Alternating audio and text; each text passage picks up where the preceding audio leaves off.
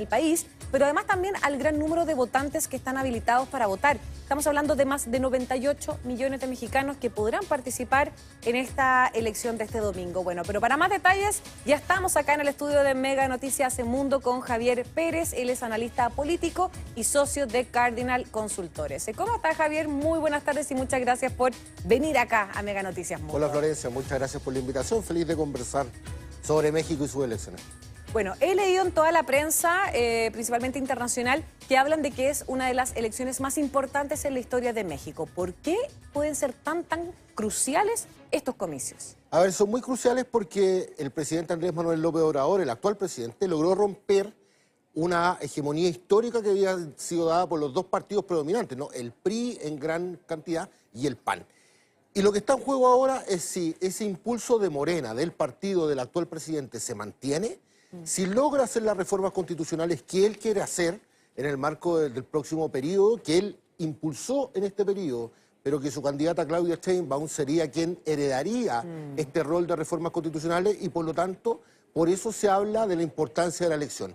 Es si México definitivamente va a tener este cambio político o este giro político en donde Morena rompe con la hegemonía de los partidos tradicionales por segunda vez consecutiva, o si se vuelve a los partidos anteriores que se formaron como una gran coalición, ¿no? En una gran concertación, partidos que fueron históricamente opositores, hoy están contra el partido del presidente y ese es probablemente lo central para entender esta elección. Y según los últimos sondeos, ¿cuáles son los principales favoritos? A ver, para este domingo? La principal favorita es la candidata del oficialismo, la candidata del presidente López Obrador, que es Claudia Sheinbaum. Claudia Sheinbaum fue gobernadora de Ciudad de México hasta hace algunos meses atrás. Ella es la favorita, la verdad, Florencia, es que las encuestas dan, las más pesimistas hablan de entre 15 y 18 puntos de diferencia, y las más optimistas hablan de 25 puntos de diferencia. Ah, wow. Sí, y logrando incluso más del 50%, por lo tanto, es una situación que se resolvería en primera vuelta. ¿En México no existe la segunda vuelta? En México existe segunda vuelta en el caso de no obtener la mayoría absoluta en la primera. Del 50 más 1, igual como en nuestro país. Efectivamente, de hecho hubo segunda vuelta en el proceso electoral anterior. Sheinbaum se estima que está entre los 52, 53, 54, 55 puntos, más o menos, y su contendora, que es Xochitl Gálvez, que es la candidata de esta coalición, está en cerca de los 30 puntos. Por lo tanto, se espera que la diferencia sea abultada, como te decía, entre 15 y 18 hablan algunos, entre 20 y 22, las encuestas se equivocan, pero en ese rango está. Creo que lo más importante fue lo que enunciaste al principio. ¿Cómo se va a comportar el Congreso? Porque las reformas que quiere impulsar Sheinbaum, motivadas por el actual presidente Andrés Manuel López Obrador, van a depender mucho de cómo se obtengan ciertas mayorías en el Congreso que son importantes. Se eligen 128 senadores y algo así como que, no algo así, perdón, 500 diputados. La mayoría de los diputados, la mayoría calificada está en 334 escaños y en los senadores en 85 escaños.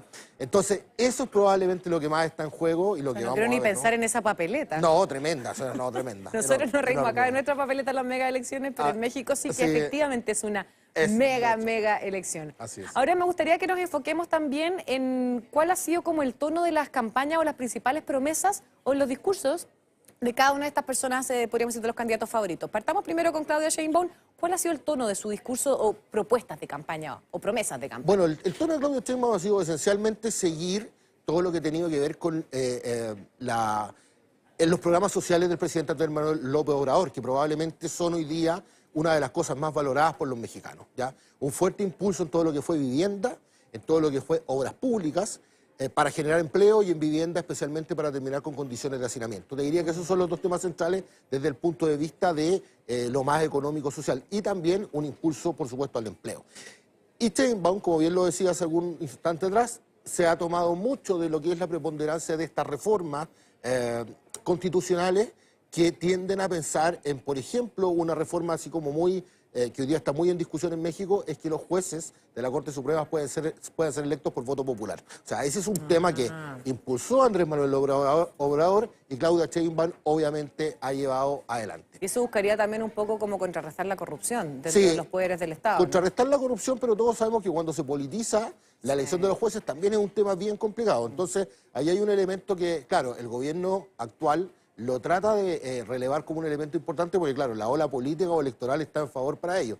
Y desde el lado de Xochitl Gálvez, que es la candidata de la oposición, efectivamente todo lo que ha tenido que ver con, por supuesto, corrupción, pero más que nada ella ha sido muy tajante en el tono de la incapacidad que tiene Claudia Sheinbaum para ejercer el cargo de presidenta, que según ella no fue una buena gobernadora de Ciudad de México.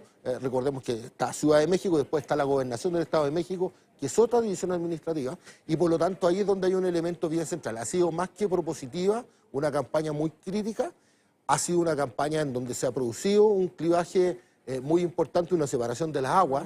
Aquí estamos los de Morena y aquí estamos los anti-Morena, y por lo tanto es un tema que hay que observar. Ahora Morena, Flo, tiene una gran ventaja. De los 32 estados de México, Morena gobierna en 21 estados.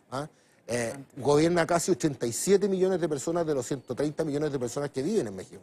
Por lo tanto, la verdad es que teniendo el control de los estados, es bien difícil que la elección pueda cambiar de forma muy extraña, o que exista un voto cruzado muy grande en donde se produjo un cambio, donde se produjo un cambio diametral. Ahora, no mencionamos a quién vemos en las imágenes, precisamente, a Jorge Álvarez Maynés, que ya sabemos que si bien no es de los dos principales favoritos dentro de estas candidaturas, pero él también tuvo una campaña bastante preponderante y bien significativa también. ¿Qué es lo que representa él y cuáles eran sus promesas? Bueno, el Jorge Álvarez Maynés aparece en la dinámica del outsider, ¿no? Si uno pudiera tratar de tener algún nivel de comparación, obviamente siempre las comparaciones son odiosas, ¿no? Él es como un Franco Parisi, es un hombre que aparece como una característica outsider, un poco más joven, lejano de los partidos tradicionales. Xochitl Gálvez es cercana al PAN, al PRI, al PRD, partidos muy tradicionales de México.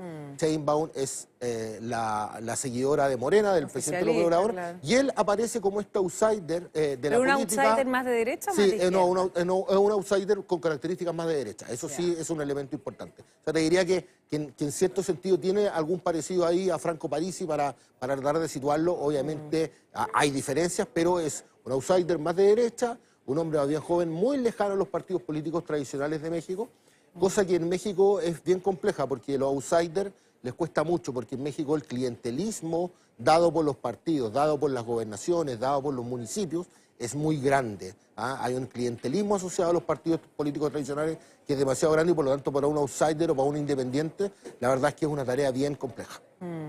Bueno, quienes están muy pendientes de lo que ocurra este domingo en México son precisamente sus vecinos del norte. Estamos hablando de Estados Unidos. ¿Por qué estos comicios son tan importantes ahora desde la perspectiva de Estados Unidos, que además este año también eligen a su próximo presidente?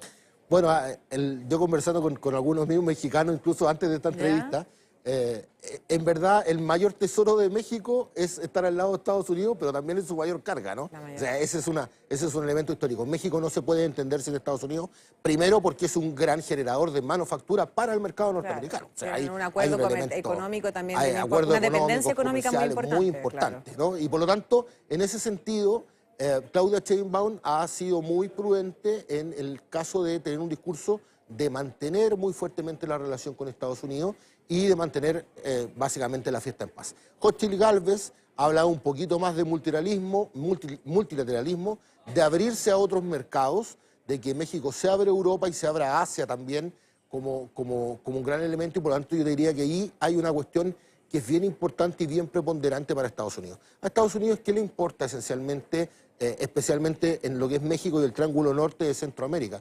Le importa que ojalá los gobiernos... Sí, que los gobiernos, que se cuide la frontera, pero que los gobiernos sean estables y que generen empleo. Cuando hay alta tasa de empleabilidad en esos países, baja la migración. Y por lo tanto para Estados Unidos, todo lo que significa que en México hay estabilidad. La tasa de desempleo en México declarada hoy día es del 4.1. La tasa de desempleo baja, lo que pasa es que hay mucha informalidad en el empleo. Pero esa es la tasa declarada, y por lo tanto, al mejorar las condiciones económicas, al mejorar la estabilidad política, al haber inversión y haber menor desempleo, Estados Unidos siempre va a mirar con buenos ojos cualquier gobierno mexicano que tenga esas cosas, y da lo mismo el sector político al cual pertenezca. Ahora, va a ser importante también quién finalmente gane la Casa Blanca en noviembre de este año, porque las relaciones van a ser sumamente distintas si es que gana Donald Trump o si es que gana Joe Biden con México. Quizás con Joe Biden podría mantenerse en el caso de que gane Claudia Sheinbaum, siguiendo un poco también la línea de AMLO, y si es reelecto Biden también podrían seguir más o menos la misma línea, pero si llega a aparecer Trump, cambia completamente el panorama. Sí, ahí hay un elemento bien importante. Recordemos la elección norteamericana anterior. Donald Trump fue al principio muy tajante con el tema de la migración O sea, económica. que Hablamos el muro, de, que los hablamos del narcotraficantes, muro. los violadores, los ta. Efectivamente, y por lo tanto él sabía que había un elemento ahí de antagonismo, pensándolo ya desde la comunicación política, ¿no? De establecer un enemigo, un antagonismo con alguien referente a un problema, una que era el amenaza. problema, una amenaza, claro. En el fondo usted no tiene trabajo porque los migrantes le quitan el trabajo y son una amenaza. Pero también Donald Trump sabe y se ha dado cuenta que el voto latino y el voto migrante pasó a ser muy preponderante en lo que fue su salida de la Casa Blanca ahora frente a Joe Biden. Por lo tanto, hoy día Donald Trump no puede llegar con un mensaje tan en contra de lo que es la migración, porque obviamente va a producir un efecto del voto latino, el voto latino que en algún momento había confiado en él, pero que después en su proceso de reelección y en su derrota contra Joe Biden le dio la espalda. Y por lo tanto, en eso tiene que mantenerse en un discurso lo más neutro posible respecto a lo que pueda pasar en México. Perfecto. Y ya para ir cerrando, Javier, muchos han hablado también de cuáles van a ser, podríamos decir, los desafíos o los grandes desafíos que va a tener el próximo presidente o presidenta de México. Muchos dicen que básicamente es la inseguridad y la economía también. Sí, a ver, efectivamente México en varias partes de su territorio es un estado fallido, ¿no? Cuando hablamos de estado fallido, nosotros hablamos especialmente los que nos dedicamos a la ciencia política o a la comunicación política, hablamos esencialmente de tres elementos. Primero, que no le pueda brindar seguridad a sus ciudadanos, que no tenga la capacidad de suministrar servicios básicos y que el Estado y sus autoridades no tengan injerencia en ciertos territorios. Tres elementos que en México se dan de forma clara. Por lo tanto, Y desde hace décadas. Y desde hace décadas, tomadas por el narco, etcétera, etcétera. Y por lo tanto, en México, el tema de la corrupción y el narcotráfico siempre va a ser un tema. Tuvimos una campaña muy violenta, con gran cantidad de candidatos asesinados. Algunos candidatos, especialmente de Morena, del partido que hoy día está en el poder en México, cuestión que fue bastante simbólica. El narco le quiso dar una señal al presidente y a su partido respecto a cómo debiera ser su comportamiento futuro. Y obviamente el tema económico es un elemento. La verdad es que los números macroeconómicos de México en general están bastante bien. Una tasa de inflación del 4%, del 3,5%, perdón. Como te decía, un desempleo del 4%, con mucha informalidad del empleo, sí, para recalcarlo. Lo que sí, esta es una economía que está creciendo muy poco, que tiene un promedio de crecimiento del 1,5 en los últimos 10 años, o sea, un crecimiento muy bajo, y que obviamente eso ha generado bastante pobreza. Pero ha habido un aumento del gasto fiscal ahora, en esta última etapa y en este último año, de Andrés Manuel López Obrador, bastante grande. Por lo tanto, siempre va a ser seguridad, siempre va a ser desempleo y siempre va a ser crecimiento económico, un tema muy importante para México, y especialmente, como lo que te decía, lo que está mirando Estados Unidos, es que se generen sensaciones de estabilidad para detener los fenómenos migratorios. Perfecto. Javier Pérez, analista político y socio de Cardinal Consultores. Muchísimas gracias por esta interesante conversación. Gracias por la invitación. Que estés bien. Gracias. Chao, chao.